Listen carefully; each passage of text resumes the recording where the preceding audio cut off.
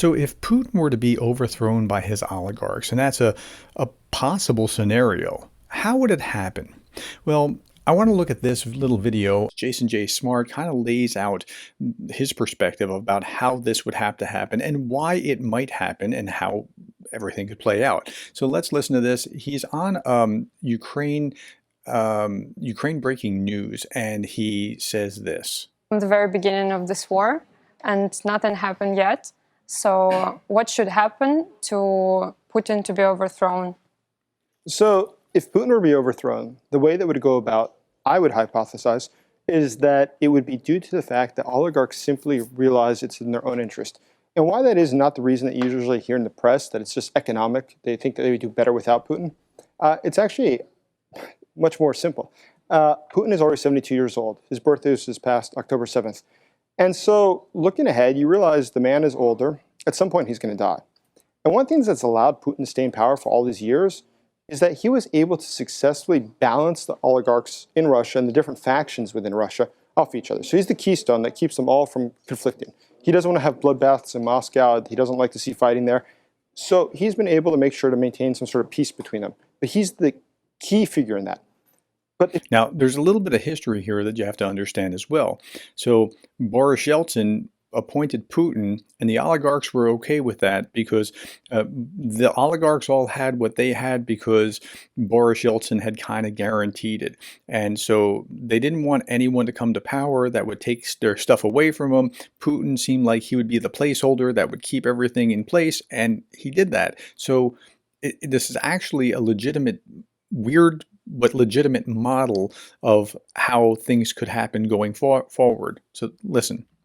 If you realize that after Putin, there's no longer going to be that key figure, they are going to start fighting with each other again. And the factions will start to kill each other, which is just like the 1990s were in Russia.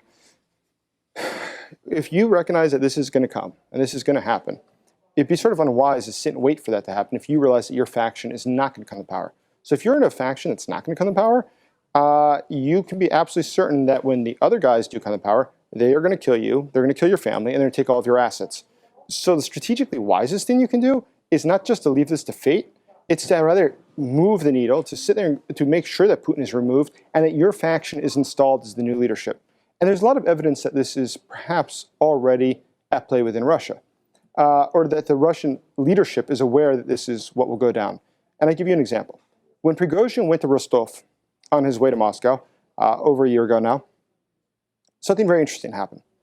The Wagner leader was able to get to Rostov, and he was not stopped by the border guards or the police or the National Guard or the Chechens or anyone else. Nobody stopped him. And actually, when he got to Rostov, where Southern Command is located of the Russian military, if you recall, he was sitting in the street drinking coffee with Russian generals. Now, but the question is why? Why wouldn't the generals just take him out or, make a big thing about how, look how virtuous we are, we've done it? Like, it wasn't just that they were stunned and paralyzed and, well, in awe, oh, he's so dreamy. It wasn't that at all. It's that they don't want to be on this wrong side if he prevails. There are others that came out and said nothing about it. They were muted, because rather than saying this is wrong, they were muted because they want to find out who's going to win this struggle before they say anything, so they're not on the wrong side because of the power dynamics in the weird organizational system that is Russia.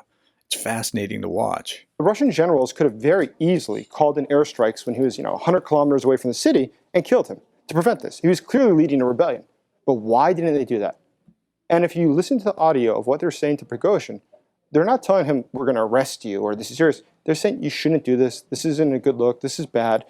And so overall, it was a sign that they were intimidated by him. They were scared of him. Mm-hmm. But even more interesting, what did the leadership in Moscow do? We see that Putin got out of town. He fled to a different city. Those around Putin, the top people, Medvedev, Kirill, the head of the Russian Orthodox Church, and a number of others, made no statements whatsoever. Total silence. Mm-hmm. And why was there total silence? They weren't sure what was going to happen. Perhaps Prigozhin is going to come to Moscow. Perhaps Prigozhin is going to take power. And do you want to be on his bad side? I don't think it's by chance that the Chechens had to go, I think it was a total of 100 kilometers.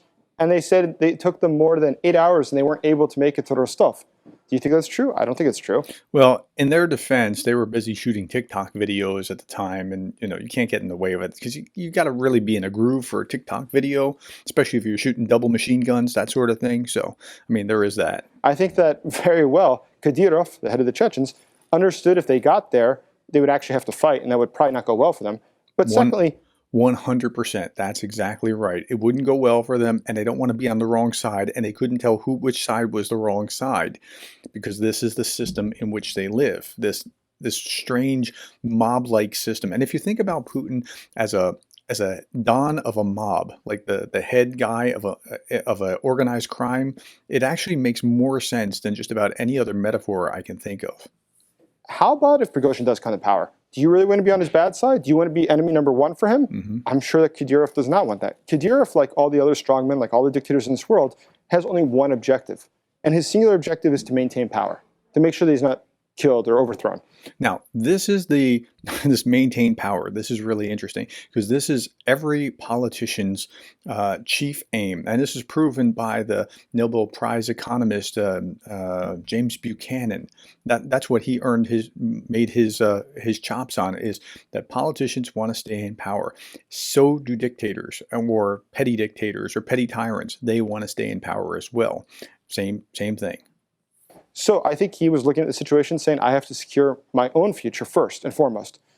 So within the Russian leadership itself, a regime change in Russia could happen literally any day. And it's very easy to organize. It's very easy to imagine. Now, he didn't say that it's going to happen any day. It's not that it's right around the corner or something like that.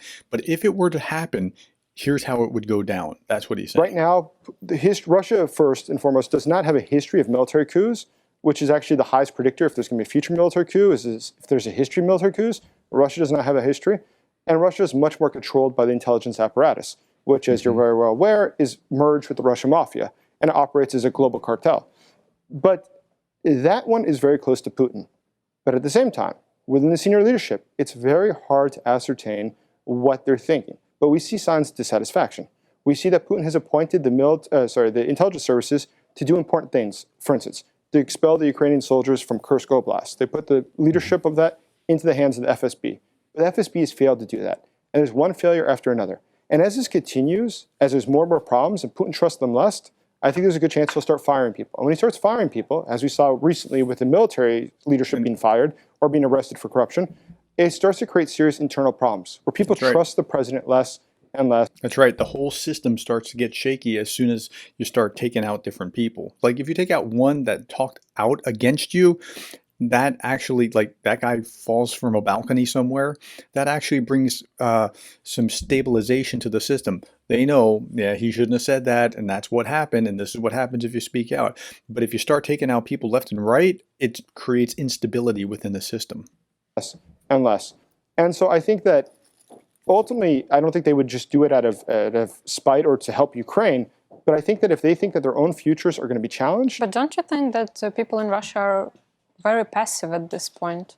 I don't think so. I mean, I think that if you look at Rostov, when Wagner showed up with Prigozhin, the people in the streets came and brought him food. They brought him wine. They brought him water. The public was very warm. I mean, you remember all the videos. There was not people saying, get out. There was nobody saying we have to defend Russia. Not one person. Not one. For that matter, I was in Kursk Oblast myself last month. When I went to Kursk, I talked to a lot of local people. I at no point encountered anyone who seemed, one, scared of the Ukrainian soldiers, which is a credit to the Ukrainian soldiers. Two, I saw with my own eyes the people speaking to the Ukrainian soldiers, and they were, very casually chatting with them, talking to them, which makes me think that that's strange. Usually, if you're occupying a territory, people are scared of you. It's strange when they're not scared of you. That's really unusual. So I think, and when I ask people, and I of course asked political questions of all the people I encountered, and I said, why do you think this happened? How do you think this occurred? And universally, they blame Putin. First and foremost, they said Vladimir Putin is the one responsible for this. Vladimir Putin doesn't care about us. Vladimir Putin has never cared about us. And it was so negative. And with obscenities, they described why they hate Putin. And I know. Okay, so he's taken a page out of the old traditional Machiavellian kind of text. It's better to be feared than to be loved. He's certainly not loved. People do appreciate what he's done for Russia, but as far as the war goes and how it's impacting them, there's more fear at operation than anything I don't else. think this was done to impress the Ukrainian soldiers, who I was not standing next to when I was asking the questions. I think they were saying this because, let's be frank, they realize that Putin has done nothing to help them, and now their city's being occupied because of the bad decisions he makes. Right, but it's only Kursk Oblast. What about like other regions that support Putin? Maybe like a lot of people really support Putin. We cannot deny that. Undoubtedly, the majority of Russians probably would say that they support Putin. But I mean, polling doesn't work in Russia because people don't answer questions honestly. Because there's fear of repercussions if they answer. Again, it's fear. If they could answer honestly, the numbers would go down. We don't know how much because there's, especially with the older set, there's some reverence for him. And some young people have only known Putin all their lives. They've known nothing else. But to the degree that they have a sense of the rest of the world, yeah, that would change. Or what they really believe. But we do see secondary things that would indicate that the support is not so high. The secondary things we can look at is, for instance, search results on the internet, Google or Yandex. We can see what people are searching for. We can see that the interest in Putin as a figure has gone down. We also see the number of people that are looking for questions like when will Putin leave has increased over time. We see that people are just generally dissatisfied. And I think given the economic factors underlying Russia today, the chance that the negatives of Putin will rise rapidly in the near future is very, very high. Okay, so that's all I'm going to cover. So if something were to happen to Putin, here's how and here's why. And I thought Jayson Jay Smart did a fantastic job explaining that, laying out the entire case. So tell me what you think. Do you think he's right? If you do, or even if you don't, put it in the comments below. I'd like to hear what you have to say. Thank you for your time, the likes, the shares, and the subscribes. And thank you for being the kind of person that cares about Ukraine.